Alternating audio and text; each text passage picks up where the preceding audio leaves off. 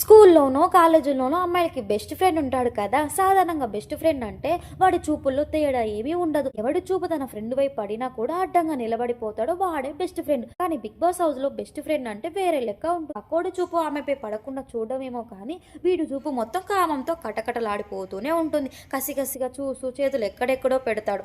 రాత్రి పగలు అక్కడ ఇక్కడ అని కాదు కానీ ఎక్కడ పడితే అక్కడ వీళ్ళు దొరికితే చాలు హగ్గులు చేసుకుంటూనే ఉంటారు. ఆ అమ్మాయి వైపు నుంచి కూడా ఫుల్ కోఆపరేషన్ ఉంటుంది. అంటే చాలు ఆ బాత్రూమ్ ఏరియాలకు ఎవరు లేని ప్లేస్ లోకి వెళ్ళిపోతారు. ఒకరి చేతిలో ఒకరు చెయ్యేసుకొని గాలి కూడా దూరంగా ఒకరి వల్ల ఒకరు కూర్చొని లవ్ వాడేసుకుంటారు ఫ్రెండ్స్. అలాగని వాళ్ళిద్దరి లవ్ అని చెప్పలేం, దాని పేరే ఫ్రెండ్షిప్ అంట. అంతేకాదు అర్ధరాత్రి పూట ఇద్దరు ఒకే మంచంపై పడుకొని ఒకే బెడ్షీట్ లో దూరేస్తూ ఉంటారు. ఏం చేశారయ్యా అంటే అది కూడా ఫ్రెండ్షిప్ ఏనంట.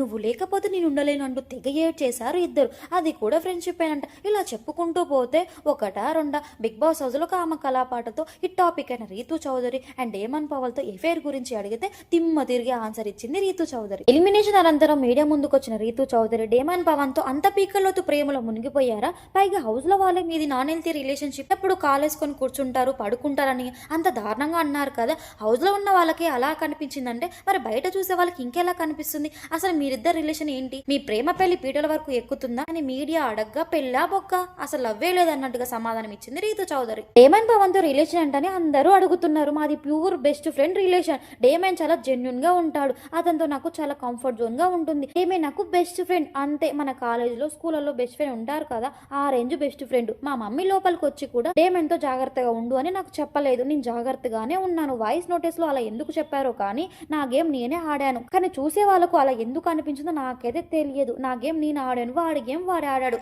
సపోర్ట్ లేకుండా హౌస్ లో ఎవ్వరూ ఉండరు. నాకు బిగ్ బాస్ హౌస్ లో డేమన్ అలానే సపోర్ట్ చేశారు, నేను వాడికి సపోర్ట్ చేశాను. కాకపోతే దాన్ని కొంతమంది కావాలని ట్రోల్ చేశారు. సంజన గారు మా రిలేషన్ గురించి అలా మాట్లాడడం వల్ల నాకు నెగిటివ్ అయిందని నేను అనుకోవడం లేదు. అక్కడ చుట్టూ కెమెరాలు ఉంటాయి, లైవ్ కూడా నడుస్తూనే ఉంటుంది, నేను ఏం చేసినా కూడా కనిపిస్తూనే ఉంటుంది. నేను బయట ఎలా ఉన్నానో హౌస్ లో కూడా అలానే ఉన్నాను. అమ్మాయిలతో ఇలా ఉండాలి, అబ్బాయిలతో అలా ఉండాలని నేను అనుకోను. నేను వెరీ పబ్లిక్, అందరితోనూ అలానే కలిసిపోతూ ఉంటాను. డేమన్ పవన్ తో నా రిలేషన్ ఫ్రెండ్షిప్ కాదంటే నేనేం చెయ్యలేను. అవుటరా పెట్టుకుంటే ఎక్కువ రోజులు ఉండొచ్చని నేనైతే అనుకోలేదు. అలా ఎవ్వరూ చెయ్యరు. హౌస్ లో ఉన్నప్పుడు పక్కాగా ఎవరితోనో మనం కనెక్ట్ అవుతాం. నాకు డేమన్ తో కనెక్ట్ అయ్యింది, ఫ్రెండ్షిప్ బాండ్ కూడా ఏర్పడింది. లైఫ్ లో అందరికి ఫ్రెండ్స్ ఉంటారు, వాళ్ళల్లో మనకి కొన్ని నచ్చుతాయి కాబట్టి అలా మనం వాళ్ళకి క్లోజ్ అవుతాం. వాళ్ళల్లో మనకి కంఫర్ట్ జోన్ ఉంటుంది. మా ఇద్దరి మధ్య కూడా అదే జరిగింది. ఆ అబ్బాయి చాలా మంచోడు. ఆ కంఫర్ట్ జోన్ ఫ్రెండ్షిప్ తో చూసే వాళ్ళకి మాత్రమే అర్థం అవుతుంది. నేను ఎలాగైనా హౌస్ లో ఉండాలి, ఆడాలి, గెలవాలనే ఆడాను. నెగిటివ్ పాజిటివ్ లెక్కలైతే నేను వేసుకోలేదు. నా రియల్ లైఫ్ లో ఎలా ఉన్నానో హౌస్ లో కూడా అలానే ఉన్నాను. డే 1 నుంచి నాలో కొంచెం కూడా మార్పు రాలేదు.